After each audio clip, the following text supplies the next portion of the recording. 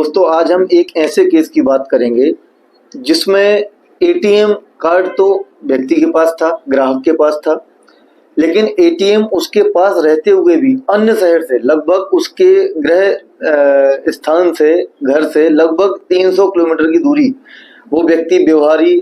का रहने वाला था। मध्य प्रदेश में व्यवहारी जो कि डिस्ट्रिक्ट शहडोल में आता है और वहां से लगभग 300 किलोमीटर दूर छतरपुर जिले से उसके एटीएम से राशि निकली, जबकि एटीएम कार्ड उसके पास था। इस मामले को चूंकि ये डेटा सुरक्षा का मामला भी था कि अगर एटीएम कार्ड के बिना राशि कैसे निकल सकती है, जिसके लिए विशेष कोड होती है the office of adjudicating officer under information technology act. तो जो राज्य के आईटी सेक्रेटरी होते हैं वो इसमें सिविल कोड की हैसियत से मामलों की सुनवाई करते हैं और ऐसे मामले जहां पे कस्टमर या किसी व्यक्ति के खातों को या किसी कंप्यूटर रिसोर्सेज को बिना अनुमति एक्सेस किया जाए या हैकिंग की जाए, अनऑथराइज एक्सेस किया जाए और उससे उस किसी को नुकसान हो जाए, तो उसकी भरपाई के लिए यहाँ पे सुनवाई केसेस की होती है। तो यहाँ पे ये व्यक्ति लगभग 2019 का मामला है, मेरे सामने आया था और मैंने ये केस यहाँ पे फाइल किया था,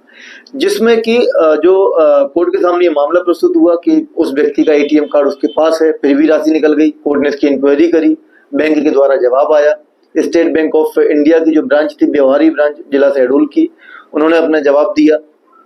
जिसके अनुसार जांच करने पर माननीय एडजुडिकेटिंग ऑफिसर ने स्टेट बैंक ऑफ इंडिया को ऑर्डर किया कि वो जो नुकसान हुआ 80,000 रुपए उस व्यक्ति का नुकसान हुआ था, तो 80,000 रुपए प्लस 50,000 रुपीज एक लमसम अमाउंट जो उसको एक्सपेंस हुए के साथ में इंटरेस्ट, सिंपल इंटरेस्ट के साथ में राशि को आदेश से 30 दिन के अंदर जमा करने के लिए कस्टमर को भुगतान करने के लिए आदेश दिया गया। लेकिन यह आदेश 24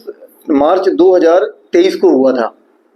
लेकिन 30 दिवस में कोई भुगतान बैंक द्वारा नहीं किया गया और प्रक्रिया आगे चलती रही। लगभग 1 वर्ष तक जब बैंक के द्वारा भुगतान नहीं किया गया, तब स्टेट बैंक ऑफ इंडिया के विरुद्ध माननीय adjudicating officer IT secretary IAS Shri Nikunj Srivastava ji के द्वारा आदेश जारी किया गया। और ये आदेश एक उदाहरण बन सकता है। पहली बार ऐसा हुआ कि उस किसी ब्रांच के विरुद्ध उनका डिजिटल सिग्नेचर को सस्पेंड करने का आदेश दिया गया तब तक के लिए जब तक कि वह रिकवरी का अमाउंट ग्राहक को भुगतान नहीं कर देती है। ये आदेश माननीय एडजुडिकेटिंग ऑफिसर के द्वारा 7 मार्च 2024 को पारित किया गया, जिसमें उनके द्वारा कहा गया कि जो राशि थी ऑर्डर की, पुराने ऑर्डर की 80,000 रुपए जो एक्चुअल नुकसान हुआ था, प्लस 50,000 रुपीज प्लस इंटरेस्ट,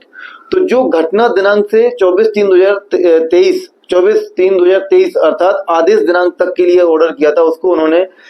वापस फिर जो रिकवरी का आदेश हुआ 7 मार्च 2024 तक के लिए इंटरेस्ट के साथ चुकाने का आदेश दिया। सबसे महत्वपूर्ण बात यहाँ पे थी डिजिटल सिग्नेचर का निलंबन, जिसका प्रावधान है आईटी एक्ट के सेक्शन 64 में कि यदि कोई माननीय एडजुडिकेटिंग ऑफिसर के या आईटी एक्ट के अंतर्गत कोई ऑर्डर दिया जाता है और उसमें कोई रिकवरी है, पेनाल्टी उसका पेमेंट नहीं करता है, तो उसकी रिकवरी के लिए सेक्शन 64 के अंतर्गत कार्रवाई की जा सकती है, जिसके अंतर्गत माननीय एडजुडिकेटिंग ऑफिसर के द्वारा branch state bank of India की व्यवहारी ब्रांच का डिजिटल सिग्नेचर सस्पेंड करने के लिए आदेश जारी किए गए। Certifying controller of certifying authority, अर्थात जो इंडिया में डिजिटल सिग्नेचर को जारी करने के लिए लाइसेंस देती है संस्था, ministry of information technology, government of India की संस्था है, को लेटर जारी किया गया कि इनका डिजिटल सिग्नेचर सस्पेंड किया जाए। जी हाँ दोस्तों, डिजिटल सिग्नेचर वो एक इंस्ट्रूमेंट है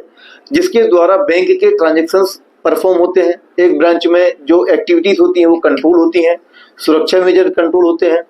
और जैसे ही आदेश पारित हुआ उसके लगभग 2 से 3 दिन में बैंक के द्वारा जो मुआवजा की राशि थी या क्षतिपूर्ति की राशि जो आदेश दिया था कोर्ट ने, वो ग्राहक के खाते में जमा कराया। तो ये इस तरीके के जो जजमेंट्स होते हैं, ऑर्डर होते हैं कोर्ट के द्वारा, ये वाकई में उदाहरण है। और कहीं ना कहीं ये हमें लगता है कि यदि कोई हम किसी के साथ में कुछ इलेक्ट्रॉनिक ट्रांजेक्शन्स को लेकर या जो आजकल नई डिजिटल ट्रांजेक्शन्स, कैशलेस ट्रांजेक्शन की प्रणाली चल रही है, इसमें यदि किसी के साथ कुछ गलत हो जाता है या किसी का अकाउंट एक्सेस होता है, किसी का कंप्यूटर एक्सेस होता है, किसी का ईमेल एक्सेस होता है, किसी का सोशल मीडिया अकाउंट एक्सेस होता है, जिसकी वजह से उसको कुछ क्षतिपूर्ति होते हैं, नुकसान होता है, तो उसकी क्षतिपूर्ति के लिए आईटी एक्ट में प्रावधान है और लोग वहां पे सीधा आवेदन कर सकते हैं। आपको किसी भी एडवोकेट की आवश्यकता नहीं है। आप सीधा कोर्ट हर राज्य में एडजुडिकेटिंग ऑफिसर होते हैं अंडर इंफॉर्मेशन टेक्नोलॉजी एक्ट। जो आईटी सेक्रेटरी हैं वो इस पोजीशन पे सिविल कोर्ट की हैसियत से सुनवाई करते हैं। तो वहां पे डायरेक्ट आप अपना जो आवेदन है वो कर सकते हैं। यदि आपका मामला आईटी एक्ट में कवर होगा, जो क्षेत्राधिकार है जैसे अनऑथराइज एक्सेस, हैकिंग का विशेष धारा है धारा 43, 43 और एक और धारा है 43A, जिसमें डेटा सुरक्षा में यदि कोई संस्था असफल होती है, मतलब जैसे बैंक है, सर्विस प्रोवाइडर्स हैं, टेलीकॉम कंपनीज हैं, यदि ये आपका डेटा हैंडल करती हैं, उनको सुरक्षित रखने में असफल होती हैं और उसकी वजह से किसी व्यक्ति को नुकसान होता है, तो उसकी भरपाई के लिए आप उनके विरुद्ध एक्शन लेने के लिए आप माननीय न्याय निर्णायक अधिकारी एडजुडिकेटिंग ऑफिसर के कोर्ट में आवेदन कर सकते हैं। उम्मीद करेंगे कि आज के विषय पर बनाया गया वीडियो आपके लिए उपयोगी साबित होगा और इसी तरह के वीडियो देखने के लिए आप चैनल को सब्सक्राइब कर सकते हैं। धन्यवाद।